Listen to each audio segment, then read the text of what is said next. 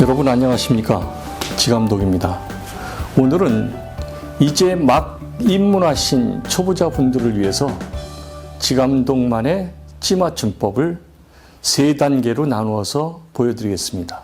첫째, 이론과 그 다음에 물에서 현장에서의 찌맞춤, 현장도 수면 위에서의 찌 모양과 수중 바닥에서의 모든 채비들이 바늘이 봉돌이 안착되는 것까지 세 단계로 나누어서 보여드리겠습니다. 자, 우리가 찌맞춤이라고 하면 여기 보시는 바와 같이 제가 여기다가 수면을 그렸는데요. 수면에서 지금 보면은 이 봉돌이 있습니다. 봉돌 외봉돌을 맨 처음에 세팅을 해놨는데요.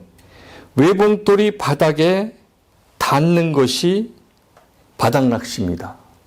그리고 붕어가 바늘을 먹었을 때, 흡입을 했을 때 찌는 상승하는 것이 올림 낚시라고 얘기를 합니다. 즉, 봉돌이 내려가려고 하는 침력과 상승하려고 하는 이 찌의 부력과 같이 어떻게 맞춰주느냐, 그 부력과 침력을 얼마만큼 상쇄시켜서 내가 낚시를 하느냐에 따라서 찌맞춤이 어떻게 형성되느냐에 달려있는 겁니다. 이를테면 지금 여기 회암지에 있는 그 수심이 3m가 넘어서 수심이 어느 정도 되는지 모릅니다. 그래서 맨 처음에는 수심 측정보다 무게 측정을 해야 됩니다. 이 찌가 한 3g 정도 되는 찌입니다. 이 찌의 부력과 무게가 3g 정도 되는 찌인데 3g보다 조금 더 무거운 봉돌을 택하셔가지고 일단 수심에 상관없이 얕게 해서 투척을 해봅니다. 투척을 해서 수면에서 만약에 내려가 버리면 무겁게 되는 거고 수면에서 뜨면 가볍게 되는 거고 그래서 정확한 찌맞춤을 하기 위해서는 무겁게 찌맞춤이 돼서 수면에 일치하게 되면 어느 정도 보이게 되면 어느 정도 가찌 맞춤은 된 상태구나라는 것을 여러분들이 인지하시면 됩니다. 가찌 맞춤한 상태에서 수심을 찾게 됩니다. 수심을 찾으면요. 자, 이걸 올려서 내가 어느 정도 수심이 되는지를 찾아봅니다.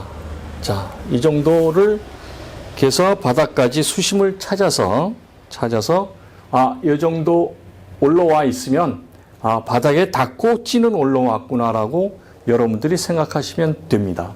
그 상태에서 더 찌를 내려줍니다. 왜냐? 물론 제가 지금 찌맞춤을 하려고 하는 줄은 모노줄을 선택을 했지만 여하튼 이 줄을 잡는 어떠한 외적인 영향력에 의해서 모든 무게를 가감하려고 해야 정확한 찌맞춤이 되는 것입니다. 그래서 띄워가지고 어느 정도를 띄우느냐, 맨 처음에는 이 정도 조금만 띄우면 가장 정확한 찌맞춤이 될 텐데 여러분들 여기 보면 물속에 이런 장애물이나 돌 같은 것이 있을 수도 있습니다. 그래서 그런 장애물이나 돌 같은 거를 피하게 하기 위해서, 안전하기 위해서 적어도 30cm 정도는 띄워서 찌맞춤을 하라는 이유가 여기에 있는 것입니다. 그러면 자, 30cm 띄워서 찌맞춤을 하게 되는데 지금 바늘을 안 달고 봉돌만 단 상태입니다.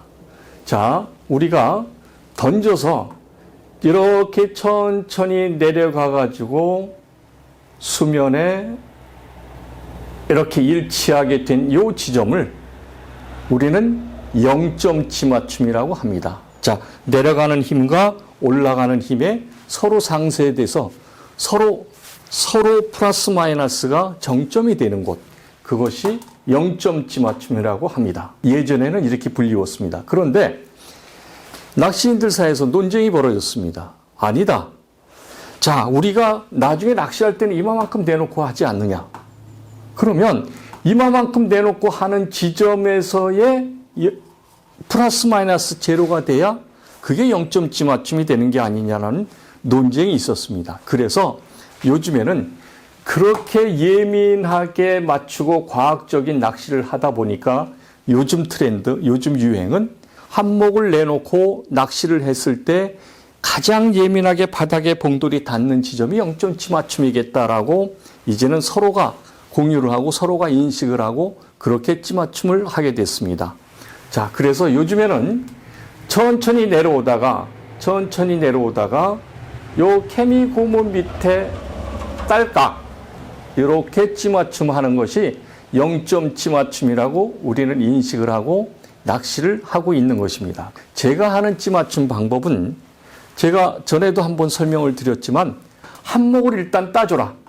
한목을 따고 여기서부터 요거만큼만 가라앉혀줘라 라는 얘기입니다. 한목을 따라라고 하는 이유는 여기에서부터 여기까지 내려가는 속도가 어떤 분들은 5초 딸깍, 어떤 분들은 10초 딸깍이라고 하지만 찌의 부력과 찌의 특성, 찌의 모양에 따라서 그 내려가는 속도, 내려가는 시간은 의미가 없는 것 같습니다. 그래서 정확하게 한목을 따고 요거만큼만 가라앉혀줘라. 고부력찌는 0.04g 대자 오링을 끼워서 가라앉힐 수도 있겠고 중부력 정도의 찌는 0.02g 중자 오링을 끼워서 가라앉힐 수도 있습니다. 그래서 여기를 요만큼 딸깍 앉혀놓고 저 같은 경우에는 수심이 좀 깊은 곳은 봉돌이 안전하게 바닥에 닿게 하기 위해서는 저는 무조건 0.04g짜리 대자 오링을 하나 끼고 낚시를 해라 이렇게 말씀드렸습니다.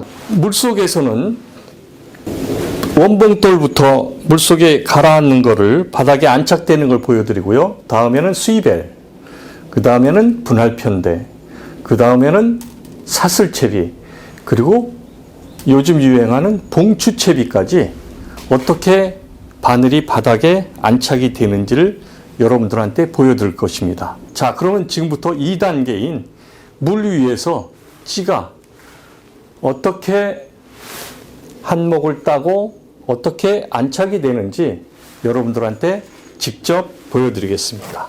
자, 이제 물 바깥으로 나가서 수면에서의 찌맞춤을 보여드리겠습니다.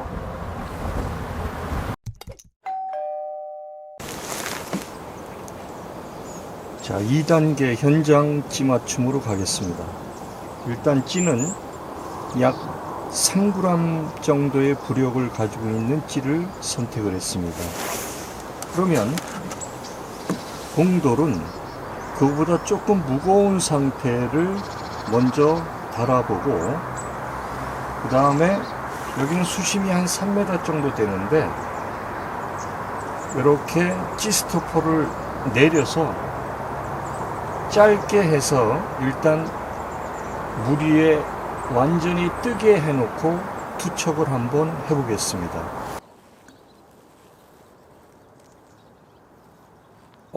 찌가 바로 물속으로 들어가 버렸습니다. 무겁다는 뜻이겠죠. 못 보셨으면 다시 한번 던져보겠습니다.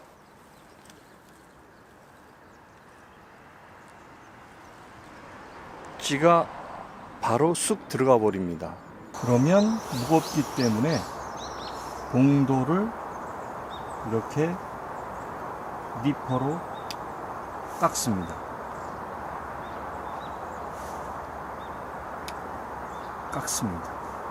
다시 한번 투척을 해봅니다. 자, 그래도 들어갑니다. 조금 더 깎아 보겠습니다.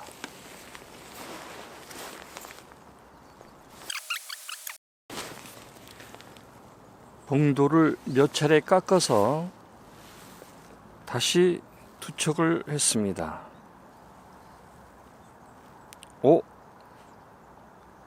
이제 거의 수면에 일치한 것을 볼 수 있습니다. 저게 예전에는 0점 찌맞춤이라고 했고요. 저 상태에서 바늘을 달고 예전에는 낚시를 했는데요. 이제는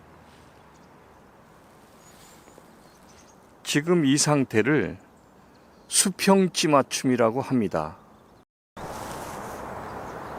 자, 이제는 수평에 일치를 했기 때문에 봉돌이 물에 떠 있습니다. 그래서 다 찌맞춤 상태가 된 것으로 보고 G스토퍼를 원래대로 수심을 찾기 위해서 G스토퍼를 이렇게 올려줍니다.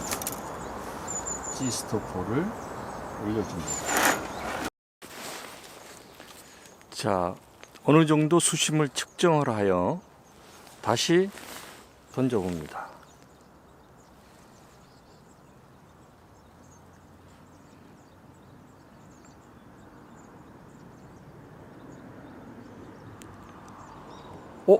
찌가 바깥으로, 물 바깥으로 완전히 나왔습니다. 그러면 봉돌이 땅에 닿았다는 겁니다. 찌가 쓰고요, 내려가서 턱 하고 섰습니다. 이건 봉돌이 땅에 닿은 겁니다. 그러면 큰 돌이나 장애물을 가상해서 30cm쯤 봉돌을 띄웁니다.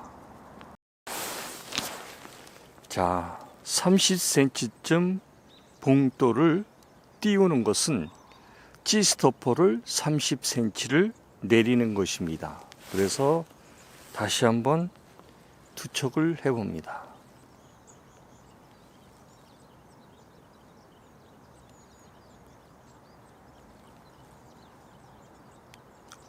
자, 이제 아까 수면에 맞춰져 있었는데요.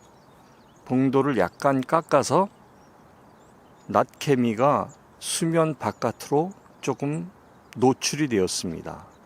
그래도 이 상태는 무겁다는 것이기 때문에 수고를 해서요, 봉돌을 더 깎아줍니다.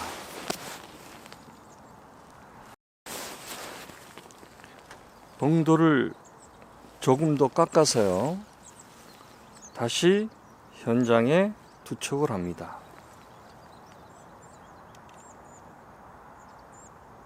찌가 섰고요. 천천히 내려가서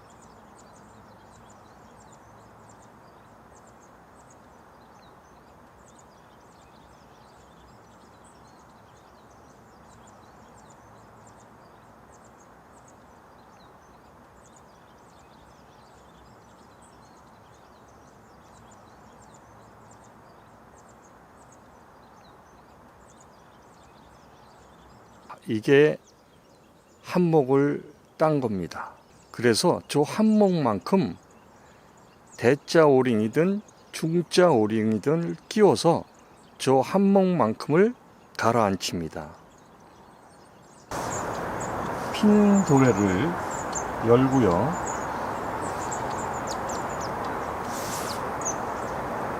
(0.02g짜리)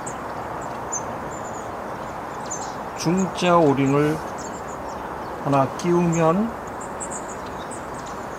맞습니다. 이 정도면 아마 한목이 가라앉혀 줄 겁니다. 자, 이 정도가, 자, 0.02g짜리 중자 오링을 하나 끼워서요, 던져 놓습니다. 그러면 천천히 내려가서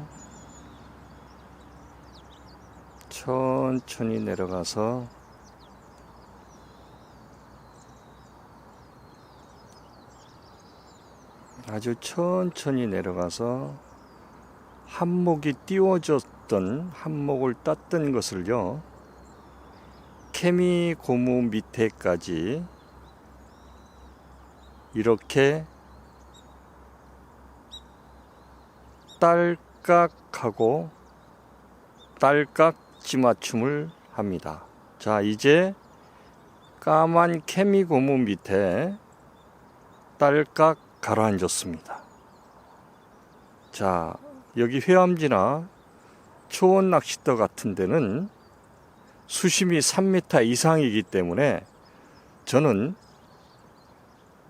수압이라든지 장력이라든지 물 밑에 대류라든지를 감안해서 이 상태에서 더 안전하게 하기 위해서 대자 오링을 하나 무조건 끼고 낚시한다라고 말씀드렸습니다. 자, 이제 이 상태는 찌맞춤이 된 상태인 것입니다. 그러면 다음 3단계로 넘어가겠습니다.